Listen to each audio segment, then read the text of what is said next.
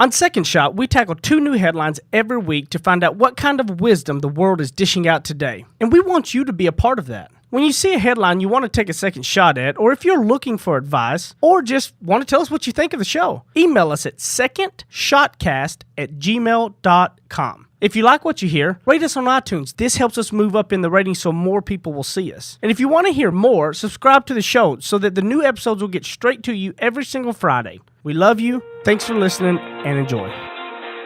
Heath Oakes is a millennial mogul whose ignorance on fire led him to fail his way to success. Jenny Anchondo is an Emmy Award-winning journalist whose sharp eye and biting wit have led to her storied career in television. Together, they tackle today's headlines in a way only an odd couple with a dash of perfect opposite can. So kick back, relax, and join the conversation. This is Second Shot with your hosts, Heath and Jenny.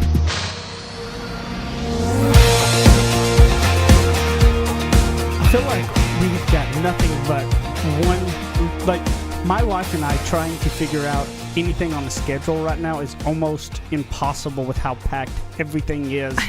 I think it's really until Australia, right? Like, I feel like it's like all the way up to the Australia trip. No one's seeing us until Australia, besides you guys. Yeah, Jenny, Zach, and Matt as always. Yes, hi. Yes, hello.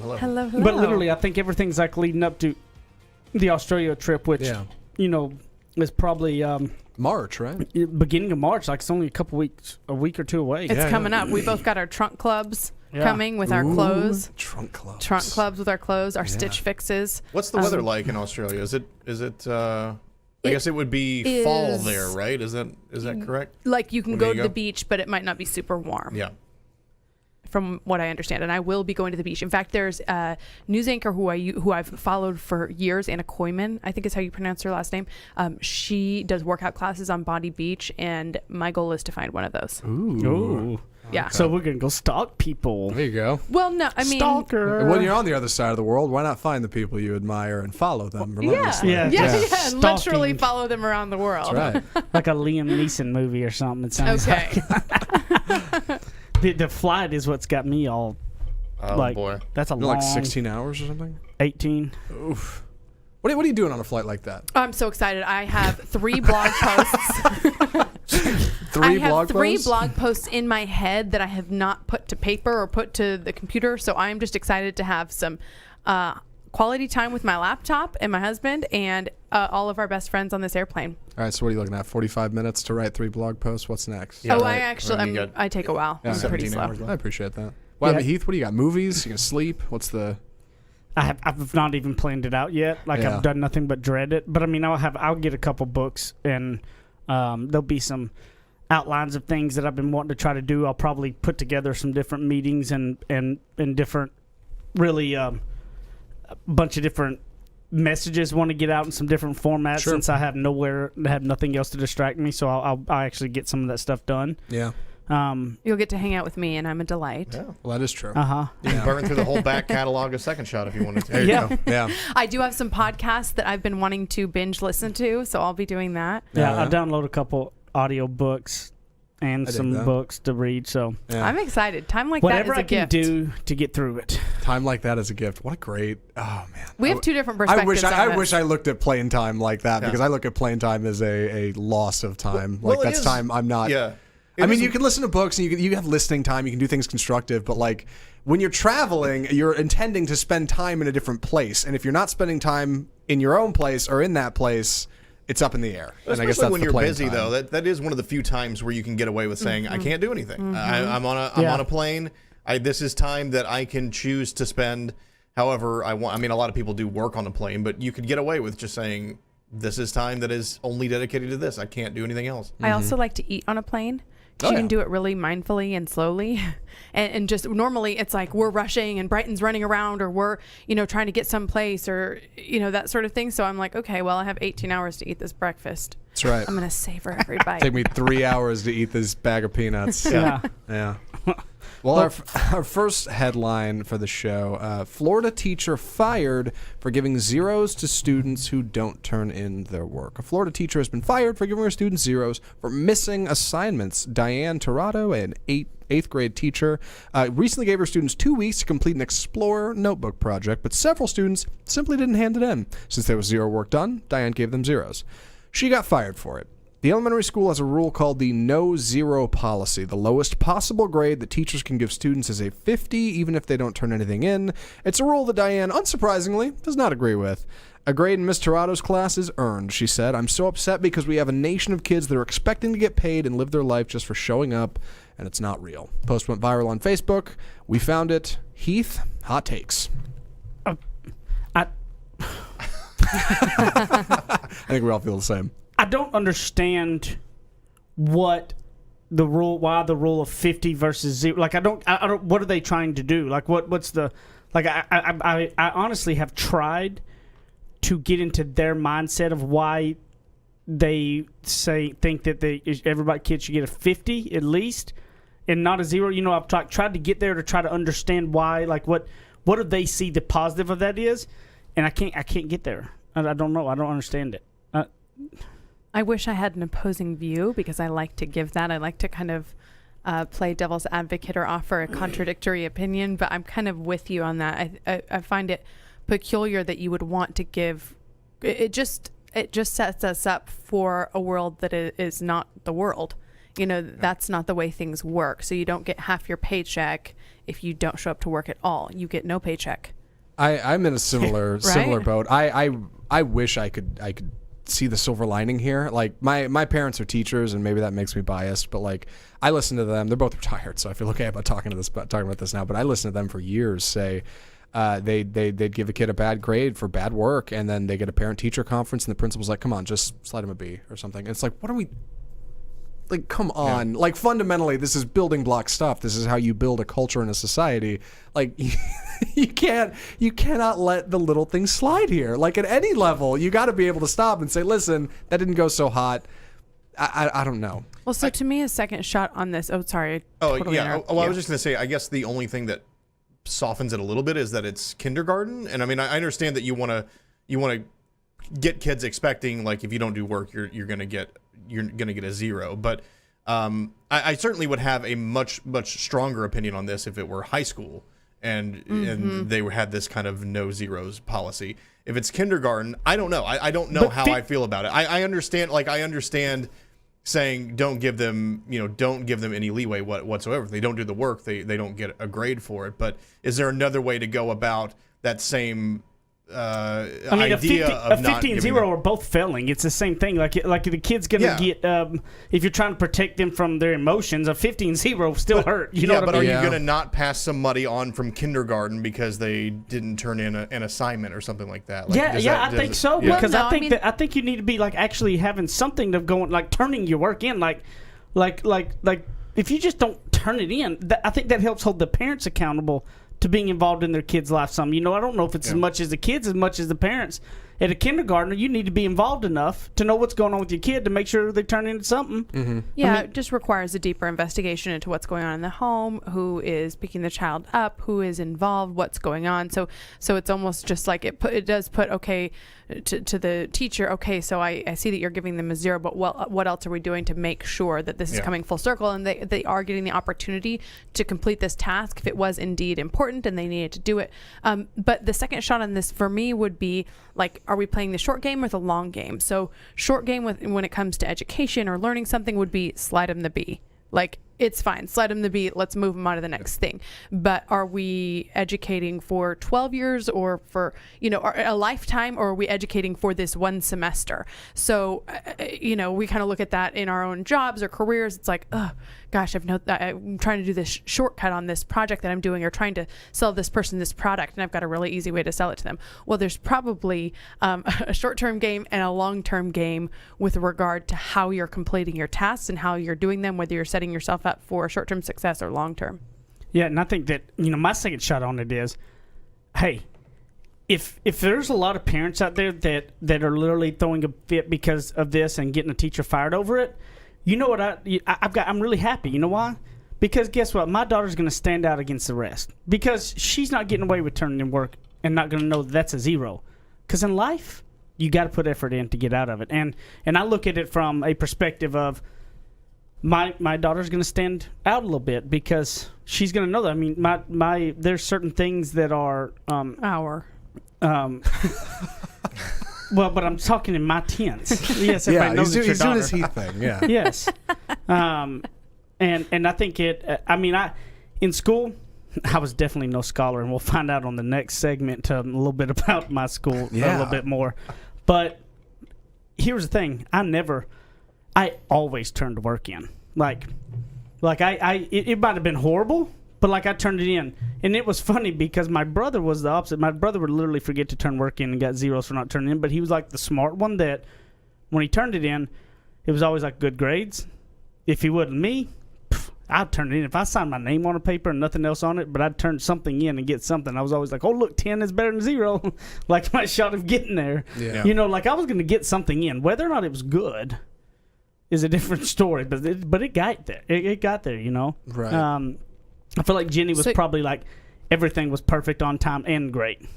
No, I definitely struggled in school to understand the content, but I was 100% participation in terms of, yes, it was always on time and it was always there.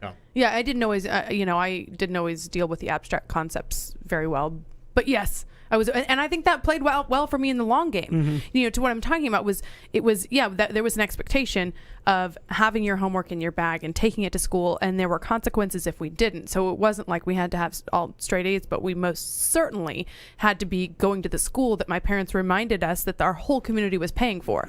You know, the whole community is paying for this school for you, was what they always told us. You know, our neighbors, they're paying for this public school that you go to. So that's your responsibility. That's your job. You know, yes, you have to turn it in. So I think long game, that worked out well for me because I'm usually on time and I usually show up, and sometimes that's, like half the battle.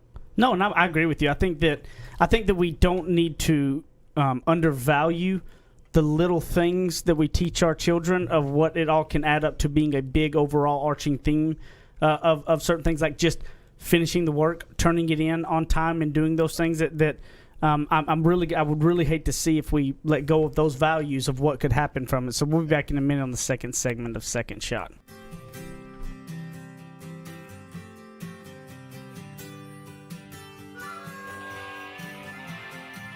He makes up words, she translates them. Heath and Jenny host more of Second Shot, coming up on RNCN. To all of my friends in the great state of Texas, if you have not taken advantage, I have a way to save you a ton of money.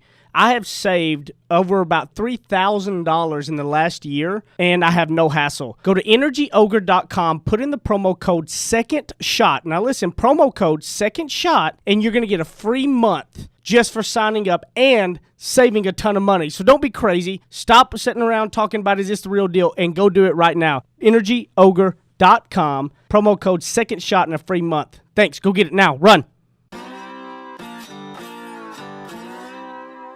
Ready? Aim. Fire. Second Shot is back for another round on RNCN. This I have a feeling my wife is probably like really torn on this next headline, like whether or not it's something to be shared or not. I feel like. Yeah, but you were all about sharing it, so I will let you be your own individual. I bet you she's been going are we serious? Like, do we really need to share this? Yeah, like, is this something to share? Now I will say this is an article. This is a headline that is from the 90s. No, girl, I ain't that old. Early 2000s? 2005. There you go. Right? Oh. No, 2004. No. When did you graduate? 2004. This is in 2004. Okay. His glory days. So I want to. This is an article from the last high school football game. Not to bury the lead here, but I do want to preface this. I get this attachment in an email from Heath. Normally they send over articles, and this is just an image, and that's it. And it's this grainy, blurry photo of a sideways newspaper that's like taken off an iPhone or something, and it's this old. I can't tell you what this publication is. Overton beats Carlisle despite bizarre ending. The Overton. Yeah, excuse me if I don't do the best job reading this again. Little cutlery. The Overton Mustangs dodged the Carlisle Indians by a score of 17-14 in District 21A action here Friday night.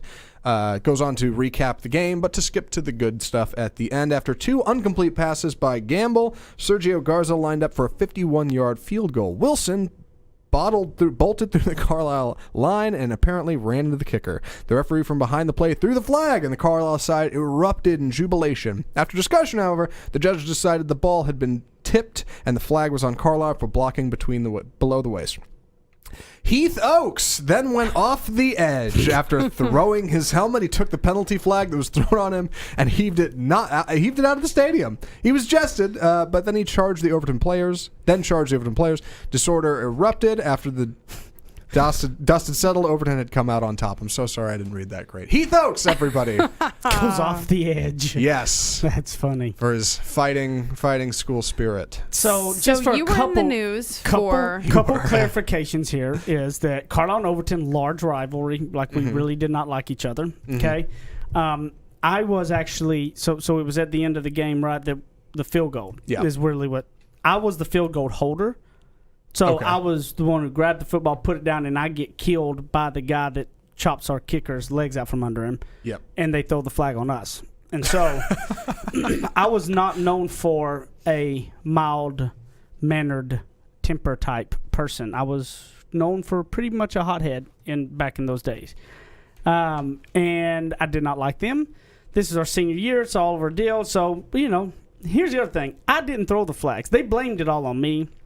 I'm not going to deny the fact that I had a lot to do with that. Okay? Yeah. But my buddy Ty was number 1, and I was number 11. He's the one who heaved the flags over the stadium. Okay. My shoulder was torn to pieces. I couldn't throw anything. So I had shoulder surgery the week after that.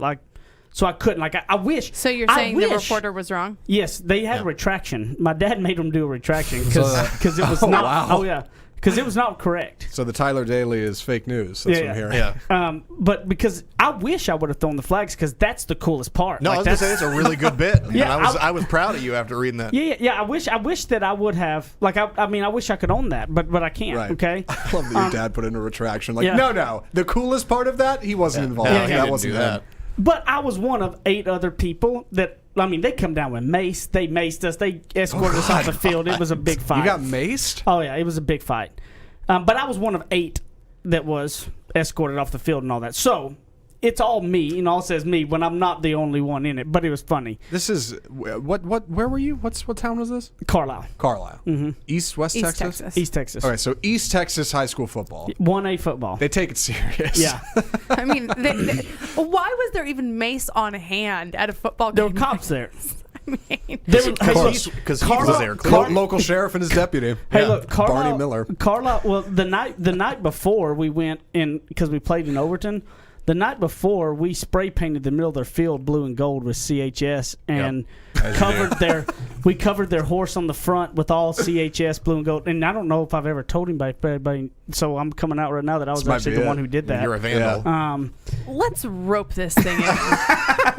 For people who are like, rein this thing in, rope it in. Oh, look at you going redneckism. I forgot to set the clock. So... because people are like, we do not care about high school football from 2004. What did you learn about yourself from this? Let me finish my question. Well, I thought that's where you were going. What did you learn about yourself from this instance, and how do you prevent that Heath from coming out in 2019? Well, my second shot on it was some friends of mine just posted it on Facebook. Because, see, you asking a question, but I wasn't done explaining where I was getting this from. We're getting there. Okay? So, they posted it and brought it up. That's why it just came back up recently. Because it was posted up, guy was looking that's for where it came from. Yeah. On Facebook, they were asking, has anybody got the clipping? Somebody was bringing something up or whatnot. What your question was is exactly what my second shot was, which was how you can change and who you are and how things can be defined and how interesting it can be that if, the people that were standing in those stadiums that night, I guarantee that saw that kid there would been like, that kid's going to amount to nothing. Yeah. Right? He's going to end up in jail in 5 years. Yeah. And that how important I think it is. I think sometimes as parents, maybe if you have the teenage kids or whatnot, and understanding that no matter where they're at and what it is, that's not going to define them to ride with it, because you change and evolve, and people can change, people can evolve, and people can do all those things, and that how, one type of thing doesn't have to define who you are, and that who you can be and change can be a lot. I mean, my temper was something I couldn't control. I just didn't. I let way out of hand back then, and which took years to work and really try to get under wraps. Mm-hmm. But sometimes it's stuff like that happens that goes, I don't want to. I don't want to be that. That's not what I would want my daughter to see. No, and that how you can learn from those things that maybe set that up. Does that make sense? So back to my question. It's a good second shot. No, I like it. Yeah, I like the second shot too. Yeah. How do you keep that Heath from coming out today? Well, it's been, 14, 15 years of working on it to get that out to where it's not anything that really is something that tempts me, I guess, as much anymore. Because number one, I'm not in situations that would come out. But number two, spent a long time working on that. And, it's continuing to work on yourself to be better and better. That there's nothing that would be worth the ego side of it that you would get out of letting the temper go, which would be fulfilling your ego, to be worth the reputation and worth the things that you built up. And I think that if you really focus on the growth on your own self so much, but it's again, like we went back to the marriage retreat, right?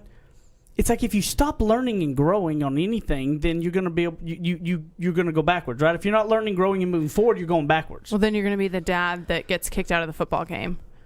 Well, right? If you don't ever work on, you guys know those parents that simply cannot handle the intensity of it and the bad call that the ref made, and it's like there might be I get where it gets intense, but there might be a lack of personal growth and development from somebody that gets kicked out of a high school football game. Right. And we don't want our listeners to be those people. Well, and you are that. Do not post about our podcast if you've recently gotten kicked out of a high school football game. We do not claim you. But that is the exact type of person, though, that has not been learning and growing on themselves that is doing that. Yeah. Because, see, what would catch the Heath versus back then is the last thing I would want is my daughter to see me lose my temper. I don't even care if it's standing up for her or not, but for me to lose my temper like that and to do something like that sets a precedence that I do not want my daughter to have, because I don't want my daughter to be the senior in high school and her name in that paper. Because you know what the worst shame in the world with that was? On Sunday mornings, every Sunday morning, the old lady at church that my dad was a preacher at cut out every newspaper article with my name on it. The amount of shame that I felt when I walked in on Sunday morning that she clipped out that and that said that about me was something I will never forget. Mm-hmm. Because I did not want to disrespect the way that I did and let it lose my mind like that. And I dang sure don't want my daughter to ever see. I would rather my daughter see me taking the high road while they're losing their mind, to where I can explain that's how you do not handle yourself, right? Mm-hmm. Than it is her thing, well, I'm taking up for my kid. Taking up for your kid, seeing it that way, is the worst example. Little League parks are the worst for that too. Like the Little League parks and stuff where parents lose it. Oh, Little League parks. Yeah. Mm. What'd you think I said? Literally parks. Literally parks. That's funny. Literally parks. Consensus, literally. I was picturing, like, has Heath gotten into it with people at the parks with Brighton? I haven't seen that. I'm telling you about. It's really cool of you to revisit this, because it would have been easy just to see this and be like, oh, that's funny. I do not want to put that on my podcast. Yeah. I don't want people to hear about this. You've come a long way. Yeah, the fact that you're like, you can look back on this and be like, listen, you don't, like, I've been there. It's not a great spot to be in. It's really cool. And I appreciate that you're willing to recap and explain that you weren't the one who threw the flag. Yeah. But he was still involved in the intensity, sounds like, true. of the argument. For sure. Yeah. For sure. Well, and again, I go back to, it's like the shame of that little old lady that was going and reading that, it hit me hard. Yeah. And I think it really had a profound change in me at a young age, because it was really something that I didn't think about, And I think that we got to pay more attention is if we're taking up for our kids and we use that as an excuse to lose our mind, well, that's really not the best way to do it. Like, losing your mind in front of your kids is 10 times worse than anything you're going to do. They need to see you be an adult, take care of yourself, and stand how it is. And then look, and if you're dealing with the kids that maybe is somebody like me at that age, I hope it gives you hope to know that there's phases and there's things that can change, and don't lose hope in your child if they're going through those things. Don't lose hope in younger people that are trying to figure out their way and figure out who they are. Love them, be there with them, and things can change easily, because like Matt said, I guarantee you people in that stadium that night didn't, definitely would not have had the forethought to think about where I would be at now. And they weren't going to define me with that. So have patience with them as they go through it. Things can change and go through better. We'll be back in the third segment of Second Shot.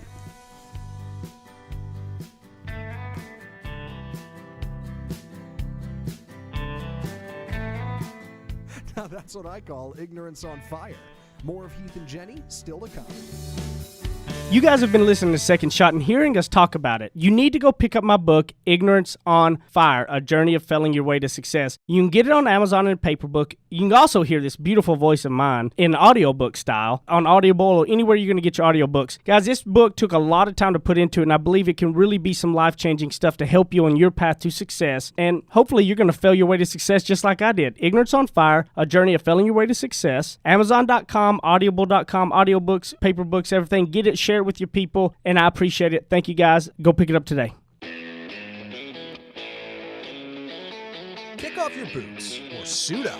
The choice is yours. Welcome back to Second Shot on RNCN. So typically on the third segment, what we like to do is read listener emails or reviews because I want to shame you on leaving us a review. Yeah, step that up. We didn't shame you last episode at all. It's true. You got a week off. Yeah. Just Heath shame. Yeah. Sushi. And so we have last week we had we did the overcoming the fear challenges, and that really kind of took up the whole third segment. So this week we're going to get to some of the listener reviews and ratings and some of the stuff in the Second Shot Facebook group. Yeah. And all of those things. What about the first email we got over there, Jenny? Okay, so it says, "Hello, Second Shot cast. First off, I just want to say that I love the podcast. You all have helped me so much, staying positive, motivated, and being confident, not only in the workplace, but in all areas of life. Please keep up the amazing work. Heath, your shaming is working, but I cannot figure out how to leave a review. I don't have an iPhone, so I listen on Google. If someone knows how to leave a review on Google, please let me know. I've recommended the podcast to family, friends, coworkers, and I hope that counts. Yes, it does, and I hope I'm pronouncing the name correctly. That's why I Naradia. gave it to you. I think it's Naradia. That's a beautiful name. It is beautiful, yeah. I love that name. Okay, so I think that it is easier on an iPhone to leave a review, but a lot of our people are watching either on the YouTube channels or on Facebook or listening on Stitcher or something like that. How can they leave a review on Google? Do you know? I think what you're going to do, and I have an iPhone, so this is going to be clumsy, but I think what you want to do is you're going to want to go to your Google Podcast app, but you have to get through the Google Play Store. It doesn't come default on the phone, but you get your Google Podcast app. If you're listening to this on Android, you already got it because you're already there, so well done you. I think in there's a function next to rating for review. I might be wrong, though. I'm thinking, I was just talking But you were just talking about doing a video with it, Yeah, right? I did that subscriber video, and that was a lot of fun. I think I might do one for rating and reviews. It's a good creative Usually, outlet. I actually enjoy if doing you it, go to the wherever the show page is, where you see all the episodes listed, there's going to. And again, I don't have an Android phone either, so I'm not really sure. But somewhere on that page, if they do have that functionality built in, you'll see a leave a rating, leave a review. I think some places may only allow you to do ratings. Some places may not do reviews or things like that. And then like Jenny was saying, if you're watching somewhere else, if you're watching on Facebook. Throw a like on that, throw a comment on it, and share it. Like that. Share those the are video. Those are the three biggest things that you can do. So even if you can't leave a review necessarily, you can at least like it, comment, and share it. All that stuff adds up. Yeah, and if you're thinking you're too cool to like share a post because you don't want to type some lame thing like, "Hey, check out this podcast," like, you know what, build mystique. Just share it and don't say anything. Yeah. People are gonna be like, "What's this about? Why are they sharing this cool thing? What's this? I want to see it." Yeah. I like that. Yeah. So we had another one that I thought this was interesting, and I think I know where your dad's going. But so Joe and Chondo, so Jenny's dad, sent an email, and he said, "I'm assuming." But here's what I assume: he's referring to the podcast where we talked about the perfect. Remember, we talked about being perfect. Okay. Yes. Okay. So that's what I assume he is referring to here. And what's interesting is for your dad to send an email referring to that one and about perfect when my dad called me to talk about that podcast and Perfect and all that too. Oh, really? Both Let's of our dads. rewind to a little more of an amazing point, which is that my dad sent an email. Yeah. Both of your dads listen to this show. Yeah, Yeah. that's tremendous. Yeah, that is funny that both of our dads Both keyed on in that one on thing. this one topic. And my dad actually, when we were at the marriage retreat, my dad was coming back from skiing. He lives in Idaho, and he called because he wanted to digest the Facing Your Fears one too. So he's both our dads are digging the show. Aw. And so he said, I have always liked the Japanese term wabi-sabi. It means something not quite perfect, as in nature. As in nature, and you guys know he's a big nature. big into nature. We grew up hiking and biking and skiing and fishing and running around outside. That was our sort of life and livelihood growing up. So that's interesting. He would say that. I depth from my dad. I hope my mom hears this and sees the depth in her husband. But I like that too. Wabi, like wabi. Ooh, yeah. Hey, look, You know what I mean? wabi-sabi. That's a cool thing to learn, Wabi-sabi. like to know about. It means something not quite perfect, as in nature. When most of us would think and say nature's beautiful, right? Exactly. But Yeah. like you know what I mean. Like that's what I think the meaning of that is. And but I also think it is very interesting that both of our dads are not men of many words outside of. My dad in the pulpit is one thing, preaching. Yeah. Outside of that, a man of very few words. And so Joe's not the biggest talker either. And for both of them to be commenting and have a call or something directed to that exact perfect, I thought was interesting. Well, and something that I think neither of them struggle with perfectionism. Yeah. Not to say, I mean, they're both amazing, but I don't think they struggle with trying to be perfect. So they very much understand that concept more than your average human being. But Yeah. both of our dads have that exceptional quality. Yeah, I thought that was interesting. So thank you for our dads for listening to the show. Yeah. I know. Apparently there are other listeners as well, but primarily our family. Yeah. The other one that we had from one of our good friends that Jeffrey Rollo that has been a longtime friend of the show. Rollo. Yeah. I We're can't happy to remember. have him either Yeah. way. Jeff, you're great.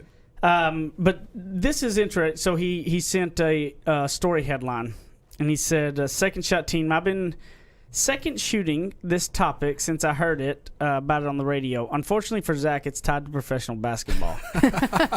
It is Sorry, unfortunate, Jeff. Yeah. Anthony Davis is a soon-to-be 26-year-old NBA basketball player that just wants to win, and he wants to win now. He's in the middle of his seventh year in the league, and he's tired of losing. He wants to go play for a contender. Can you blame the guy? Losing sucks, and he may only have 15 more years left in the league. Some potential second shots." He goes, "No offense taken if not used, but have a great week." This is Jeff.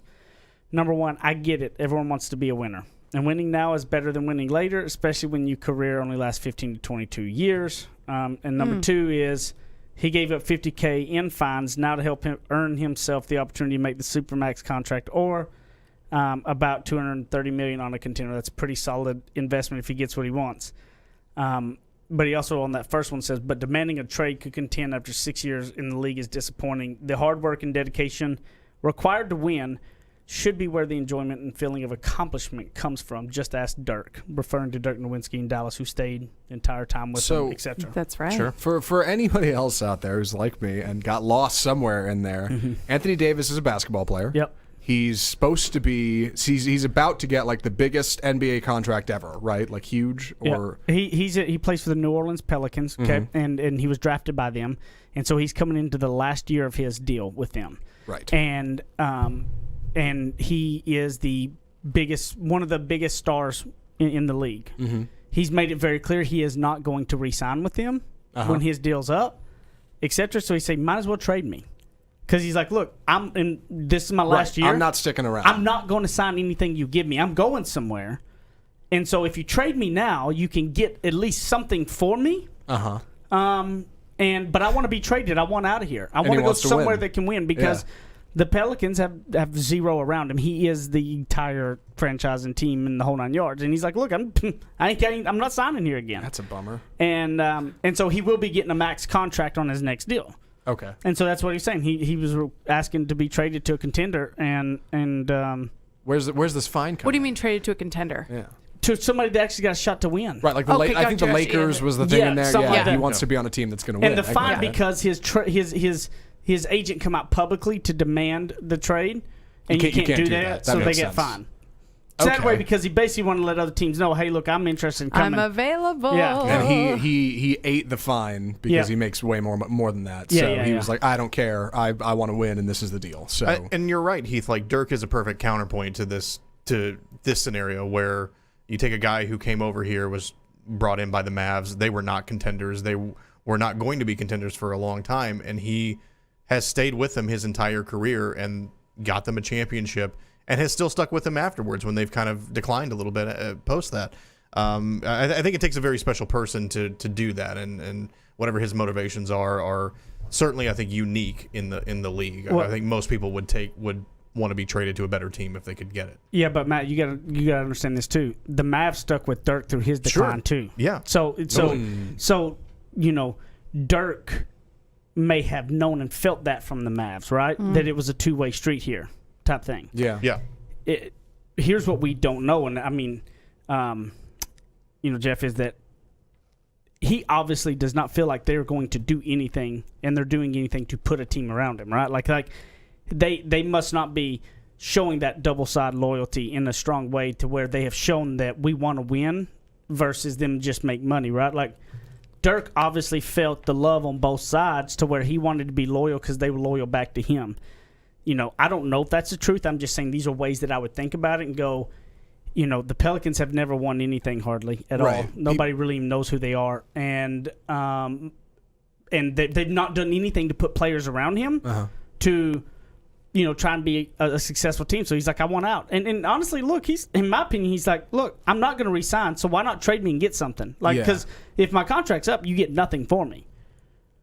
I think he's doing them a solid. Yeah, and obviously he doesn't feel the love. People don't stick around for no reason. That totally makes sense. Yeah, and if there's no reason to stick around, then they're not gonna. So he's probably got a good reason to do it. It does seem like an odd move, though, to just be like, you know what, I'm going against the grain. I don't care about the penalty. I'm telling the whole world what I'm doing. I appreciate that strange. He's giving them a chance. Yeah, that's true. And being upfront about it. I think that we can take lessons from that in our own jobs. The other thing that it does is it does give them the team a chance, maybe a little bit late, to potentially make it right. He's still there for a little while. Yeah. They could potentially make it right, or they could also learn, okay, so we had this superstar. Yep. What can we do next time we get a superstar? Because if they do the trade, they'll get somebody else really good. Good draft they'll get picks. somebody decent. So, how can we change this situation for the next thing around? So it's like that same thing can work in our employment areas. Okay, so you lose a good employee. Wait before you go. Can you tell us A, B, and C what you would have liked in order to stay, because we would have liked for you to stay? Then that's a great second shot, because what you got to do, you're good people, you need to appreciate them before it's too late. Yeah. You can't wait till it gets there, because when you do, it's going to feel slighted. It's like the the direct TV, and you call them, tell them you cancel, and then they give you the deals, and it just makes me mad. Credit cards do the same thing too. Yeah. Interest rates. But I mean, that's things with your good employees. That's what you can't let go. You've got to go try to make them happy before they get to a point where they're seeing nothing. And you've had 6-7 years there. Yeah. And that's where I always look at. There's something behind that scenes that they know, conversations that he does not feel like they're going to do whatever it takes. He's like, I've been there 6 years and you've done nothing. You put nobody around me. I've carried it. So it is that great reminder, like you just said, that make sure you're good people. You don't wait till they're all ready to a point of wanting to leave or anything, because it doesn't work near as easy. Yeah. Take care of them ahead of time, and they're not even looking. I can only hope for his sake too that they've had these conversations behind closed doors, of course, prior, because I mean it also kind of poisons the water a little bit if he's saying, "Hey, I'm out of here anyway, so trade me." If I'm a team looking at that, I'm saying I'm just going to wait till he's a free agent and then make a bid on it. I'm not gonna engage in a trade anyway. So it kind of I don't know. It may not work in their favor, even if they try to trade him. Yeah. Well. I think this was a great episode because I didn't have to eat sushi. I agree. I also want to direct everybody to the Second Shot group. There have been a lot of discussions about people doing, overcoming their fears, what their biggest fears are. And I think if people are being really vulnerable on that discussion, some people are scared of sushi, some people are scared of public speaking, some people are scared that their ultimate dreams will never come true. And it takes a lot to admit that in a public group. So I appreciate just the real conversation going down in the group. And it takes a lot to admit that on social media where everybody likes to just present their best self first. Yep. It's really cool to get on something like Facebook and see people who are like, hey, no, this is really me. And that's awesome. Like, you should come be you too. Yeah. Absolutely. So where can they find you, Jenny? JennyAnnChondo.com is my website. On all social media platforms, just search Jenny Ann Chondo. I will be at Apple Zackintosh on Twitter and Instagram. I'll be in that Facebook group, facebook.com/group/second shot. So come check it out and keep an eye out for that rating and review video. I want to get that done. Find me at Matt Stoker1 on Instagram. And find me at Heathos at Ignorance on Fire on Everything is Normal. And we love you guys and see you next time.